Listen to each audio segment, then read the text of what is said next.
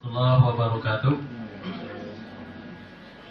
Bapak Kepala Sekolah yang sama-sama kita hormati, Bapak Ibu Wakil Kepala Sekolah yang sama-sama kita hormati, dan Bapak-bapak, Ibu-ibu, Majelis Guru serta pegawai SMP 1 Kota Besar yang saya hormati. Pertama kita bersyukur dulu kepada Allah atas limpahan nikmat dan salawat untuk Nabi kita Nabi besar Muhammad sallallahu alaihi wasallam. Allahumma shalli ala sayyidina Muhammad wa ala ali sayyidina Muhammad. Baik, mungkin langsung saja.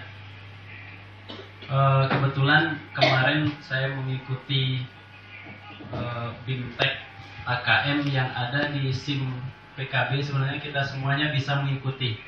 Itu link situsnya sudah saya kirim di grup WA kedinasan sim-gurubelajar.simpkb.id. Itu akan dilaksanakan sebanyak 14 angkatan. Kemarin saya ikut angkatan ketiga. Selanjutnya akan dilaksanakan angkatan keempat sampai angkatan 14.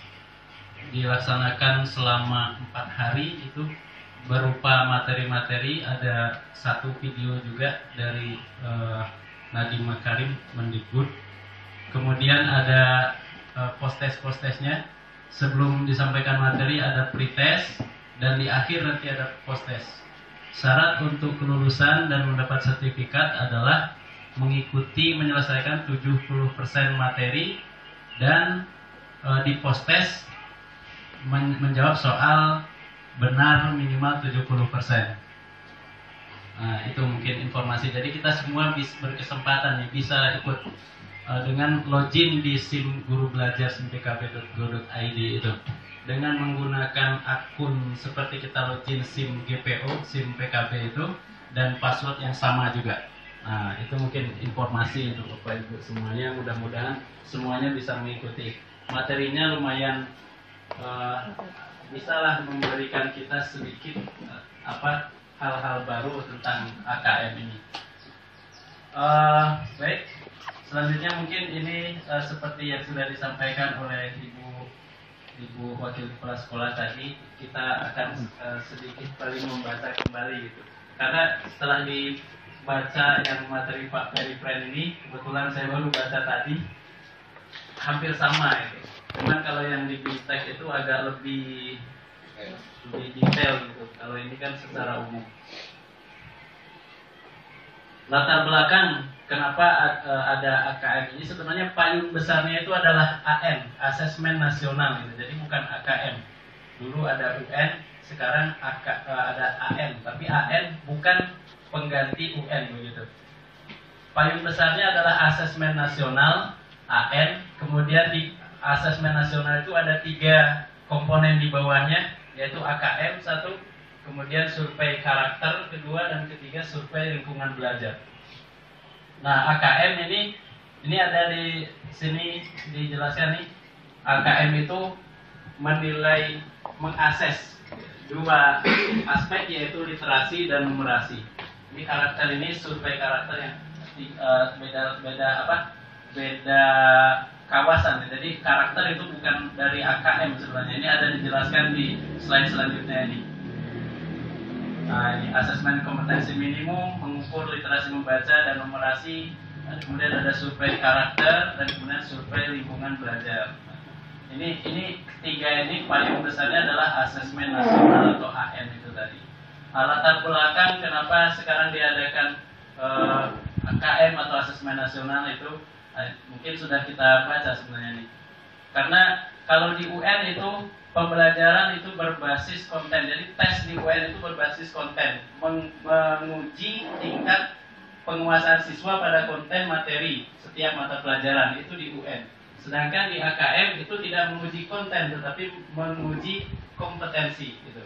Kompetensi itu yang diakses itu ada 4 tingkatan itu kalau tidak salah itu. Jadi nanti setelah selesai dilakukan asesmen nasional itu, nanti akan ada menulis laporan, itu membuat laporan. Nah, laporan ini akan digunakan untuk melakukan evaluasi pembelajaran, karena asesmen nasional itu mengukur mutu, memetakan gitu ya, bukan menilai sekolah mana yang berprestasi, siswa mana yang berprestasi. Karena kalau UN itu kan sensus gitu, seluruh siswa mengikuti, sedangkan AKM ini survei, bersifat survei, jadi hanya diambil beberapa sampel gitu kan, kemudian itu yang diikutkan di AKM ini.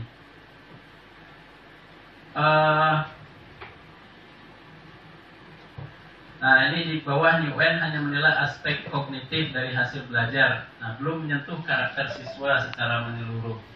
Nah, ini mengacu, ini tinggalan satu lagi, dilakukan pada siswa yang berada di tengah jenjang sekolah. Nah, kalau SD berarti di kelas 4 ini. Kemudian SMP di kelas 8, SMA di kelas 11. Kenapa bukan di kelas akhir? Karena kalau di kelas 8 misalnya SMP itu diharapkan kan nanti ada laporan hasil AKM itu seperti apa, lalu dilakukan dibuat desain pembelajaran yang berdasarkan hasil AKM itu tadi, lalu kelas 8 itu akan merasakan desain yang baru gitu, pembelajaran yang baru yang sudah didasarkan dari hasil sebelumnya itu nanti di kelas 3 gitu. Kalau dilakukan di kelas 3 kan berarti nanti mereka nggak merasakan gitu hasil dari perbaikan itu. Nah, ini mengacu pada PISA dan TIMSS. Nah, mungkin sebagai informasi saja, kalau PISA itu selama 15 tahun Indonesia dinilai itu selalu termasuk kalangan negara yang terendah nilai PISA-nya itu. PISA itu Program of International Student Assessment itu. Jadi siswa-siswa di negara itu dinilai oleh lembaga itu namanya PISA, dan ada juga satu lembaga lain TIMSS Trends in International Mathematics and Science Study. Pokoknya ini yang mengakses siswa internasional gitu tingkat, dan yang dinilai itu adalah literasi, numerasi. Nah, makanya AKM itu mengacunya ke ini gitu.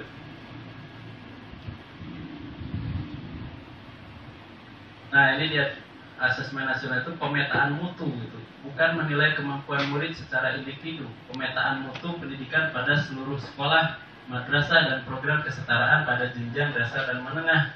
Jadi ketika nilai AKM itu rendah, berarti mutu yang perlu ditingkatkan gitu. Nah, mutu yang diukur itu ada 3 instrumen. Nah, ini tadi sudah dijelaskan sekilas di awal tadi, asesmen kompetensi minimum atau AKM itu tadi. 2, aspek yang dinilai literasi membaca dan numerasi. Kemudian survei karakter, mengukur sikap, kebiasaan, nilai-nilai sebagai hasil belajar non-kognitif. Dan survei lingkungan belajar, mengukur kualitas pembelajaran dan iklim sekolah yang menunjang pembelajaran. Nah, dampak dari AKM itu nanti memperbaiki budaya belajar itu tadi. Nah, sehingga makanya itu dasar kenapa diambil sampel itu dari kelas 8, kelas 11 di SMA, dan kelas 4 di SD. Kemudian nanti tidak ada lagi dikotomi atau pembeda-bedaan antara mapel UN dan mapel non-UN. Tidak ada mapel utama dan mapel pelengkap. Tidak ada percepatan materi atau bimbingan intensif, karena basis dari AKM ini adalah kompetensi bukan konten. Kemudian meningkatkan proses pembelajaran. Apa yang harus disiapkan sekolah? Mengembangkan budaya menulis,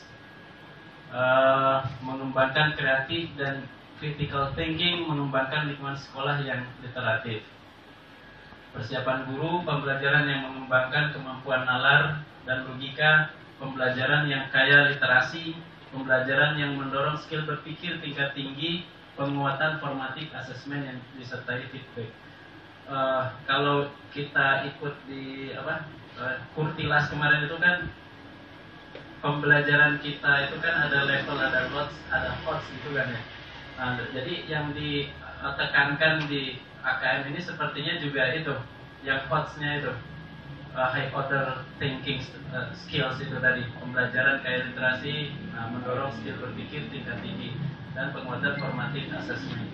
Mungkin ini sekedar mengingatkan saja kalau formatif assessment itu kan, penguatan formatif assessment itu dilaksanakan selama pembelajaran, seperti sesudah selesai 1 KD kemudian diberikan 1 ujian